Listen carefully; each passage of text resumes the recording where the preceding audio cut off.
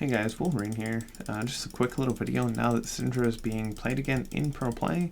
I've noticed that no pro player that I've watched so far is actually wave clearing properly, and I've never seen a Syndra in general use this combo.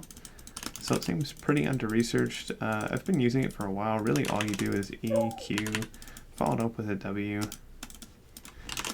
And what this is going to do is, if you're doing it correctly, you're pushing the melee minions back into the casters, which gives you a 6 minion Q, as well as a 6 minion E and W.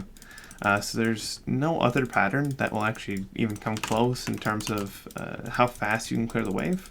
The only caveat here is that you're using your E to do it. So you have to make sure your lane is in a state where you're not going to be punished for that. Generally, when you're going to use this is your opponent is, looking for a recall. You're trying to push and go back as well. You're trying to push and roam. Anytime that they're not in the lane, and you're just trying to push the wave as quickly as possible. It can happen when they are in the lane. You'll get into lane states where both laners are really low on mana, out of resources in general. They're just trying to push the wave, not interact with their lane opponent, so they can just get a better recall. And in those situations, the enemy champion doesn't have threat on you, so they can't punish your E being on cooldown.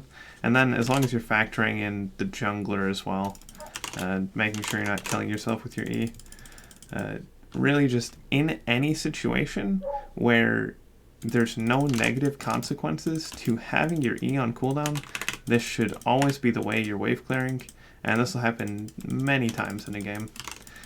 I expect we will see this in pro play eventually, and it should increase Syndra priority at least a little bit, because at the highest levels, recall and roam timings are super important, and even having a tiny bit of extra wave clear is really valuable.